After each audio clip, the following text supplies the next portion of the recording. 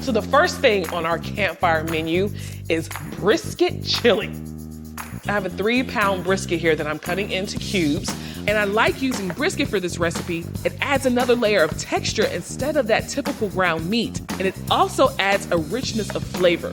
I'm gonna season it with my house seasoning, which you know is paprika, onion powder, garlic powder, salt, and pepper.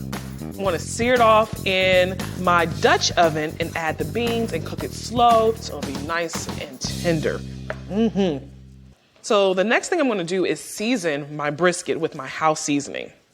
Some smoked paprika to help bring out that smoky flavor, and some brown sugar to help caramelize this brisket. I like to add just a little bit of sugar so it won't be as spicy. Just give it a mix. I can smell it already. All right, so I've seasoned my brisket. I'm gonna wash my hands. All right, let me grab my brisket. I'm gonna oil my pan with a little canola oil so the brisket doesn't stick. I've been heating up my Dutch oven so it's nice and hot so I can get a really nice sear on this brisket. Voila! Smells well seasoned already. So all I'm doing is just searing all sides of this brisket, and I'm also creating flavor at the bottom of the pan, because once this stuff browns, that's gonna create a layer of it looks like burnt on stuff, but it's not. It's actually really great seasoning at the bottom of this pan. And the fancy culinary term for this is called fond. So not only am I searing and creating a coat on the brisket, I'm also creating the first layer of flavor. All right, so I've seared one side. Now look at this. Look at that beautiful layer of crunchy goodness on this brisket. When you're searing, you're also locking in the moisture and the flavor in your meat as well. While that side sears, I'm gonna cut up my veggie. I have a bell pepper, onion, and garlic.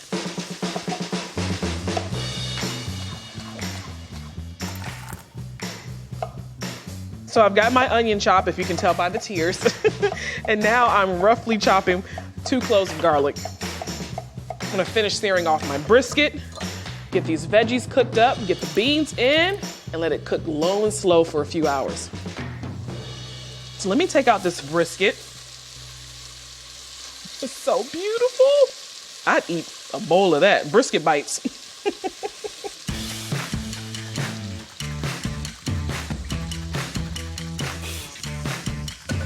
I've seared off all of my meat. Now I'm gonna add in my veggies, the onion, bell pepper, and garlic.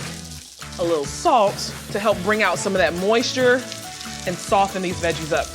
Grab a spoon, and I'm just gonna cook the veggies down until they become soft and the onion comes slightly translucent. And I'm scraping up all of those brown bits at the bottom to unlock all of that flavor. Add a tablespoon of beef bouillon, and I like using this to enhance the beef flavor.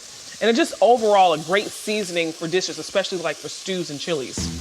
All right, so now I'm gonna add my kidney beans, or my dark kidney beans, my light red, black beans, and I like using a variety of beans, not only for color, for texture and presentation.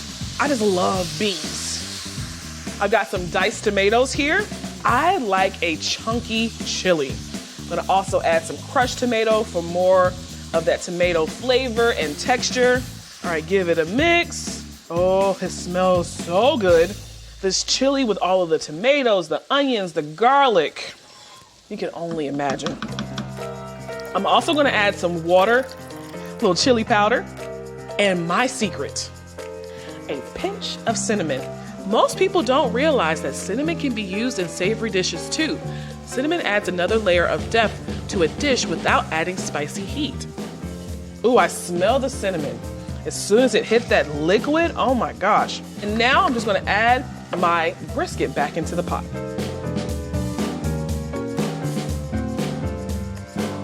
I'm gonna stir that brisket back into my pot.